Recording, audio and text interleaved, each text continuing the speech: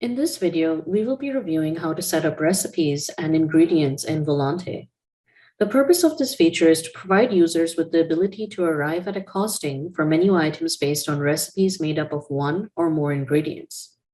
Recipes are a grouping of ingredient items, while ingredients are a type of menu item. To begin, let's navigate to the menu setup function from our Backoffice home screen. Let's then step into the Grouping tab and the Ingredient Category subtab. It is required to have at least one ingredient category before working on ingredients, otherwise the system will not allow you to create ingredient menu items. We're going to be creating a coffee recipe for a coffee menu item. To start, we're going to need an ingredient category for coffee. In the middle of the screen over here, right-click and select Add New. Let's name our ingredient category coffee and give it a description category for coffee ingredients. Click Save to save your changes. Let's now create some ingredient menu items. We're going to create coffee powder, cream, and sugar. First, let's navigate back to the menu item tab over here. In order to set up a menu item to be an ingredient type, we would need to step into the Advanced tab of the menu item details and set the menu item type as ingredient. Let's begin by creating a coffee powder menu item. In our Volanté Burgers menu, we're first going to create an ingredient group and coffee category to place our coffee ingredients. This is where our coffee powder menu item will live. Let's go ahead and create our ingredient group.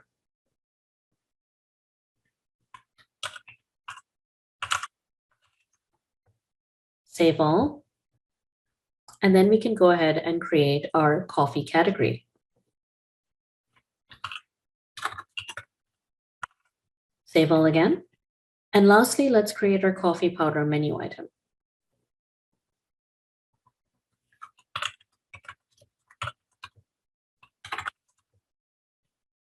Now that we've created our coffee powder menu item, let's step into the Item Details Advanced tab and set its item type to ingredient.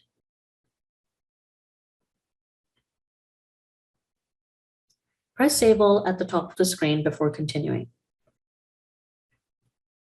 Now we can step into the Ingredients subtab within the coffee powder menu item to configure some fields. The ingredient category dropdown lets us select which category this ingredient belongs to. So let's go ahead and select coffee. The purchase quantity is the number of units of an ingredient that has been purchased. The purchase measure is how the ingredient is usually measured. For example, some ingredients may be purchased in kilogram units. The cost per unit describes the cost of a single unit of the purchase measure. So for example, cost per unit may be calculated using cost per kg or cost per liter, depending on whether the ingredient's purchase measure was in kgs or liters. Let's fill in the coffee powder's purchase quantity as 1. We'll keep the purchase measure in kilograms and have our cost per unit be $5. Now that we know how to create one ingredient item, let's make 2 others, one for sugar and one for cream.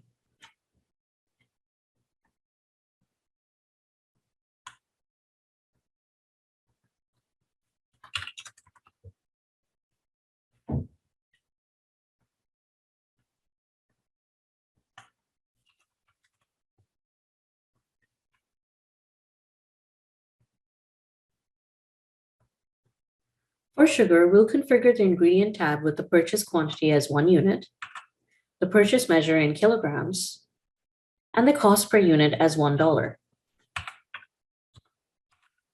For cream, we'll configure the ingredient tab with the purchase quantity as 1 unit, the purchase measure in liters, and the cost per unit as $4. Now that all our ingredients are set up, it is time to create our coffee recipe. Navigate to the Recipe tab, and you will see your view split into 3. The Global Menu Items list on the left-hand side, the recipe settings in the middle, and the ingredient categories on the right-hand side. Right now, we can see our recipe settings are grayed out and unusable. That is because we first must select the menu item we are applying our recipe to.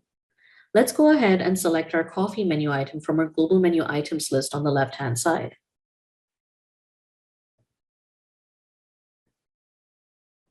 When selected, you will notice it is highlighted in blue, and the recipe settings in the middle of the screen are ready to be configured. We need to associate the ingredients required for our coffee recipe. To do this, click, drag, and drop the ingredient items from the right-hand side of the screen into the middle of the screen, like so. At the top of the recipe tab, we see that our coffee now has a cost associated with it. For now, it is set to $0 because we have not finished setting up how much our ingredients themselves cost. The total cost of our coffee recipe is calculated based on the sum of all its ingredient costs. An ingredient's cost is based on a formula that utilizes the pricing of the ingredient, its recipe quantity, its recipe measure, and its conversion ratio. You will notice in the table in the middle of the screen, we can see these columns. As long as we fill in this data, the system will automatically calculate the ingredient cost for us. The recipe quantity is the quantity of the ingredient being used in the recipe. Recipe measure is the quantity measure for the ingredient in the recipe. For example, how many teaspoons of this ingredient are in this recipe? And lastly, the conversion ratio is the value that correlates the recipe measure to the purchase measure.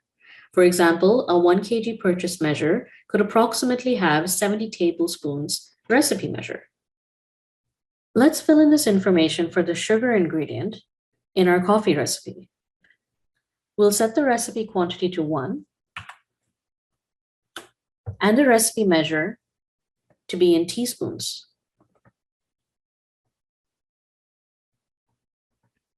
This means this coffee recipe has 1 teaspoon of sugar in it. We'll set the conversion ratio to be 200 because there are approximately 200 teaspoons of sugar in 1 kg of sugar. At this point, the system will be able to calculate the ingredient cost for sugar in our coffee recipe. The system has determined this is a very tiny cost and has therefore set it to 0. Let's fill in the recipe details for the other 2 ingredients now. Let's start with cream. A recipe quantity of 1. Its recipe measure in teaspoons.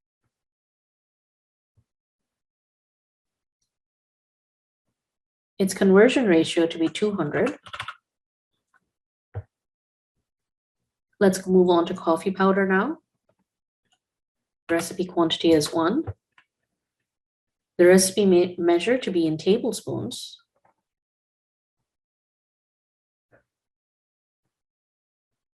And the conversion ratio to be 68. Now that we've filled in all our recipe details, you can see that we have a total cost for our coffee at the top of the screen. Because our coffee is priced at $1.99 and the cost of our coffee according to our recipe is 10 cents, we make a profit of $1.89 per coffee sold. And that's how we set up ingredients and recipes. Thank you for watching.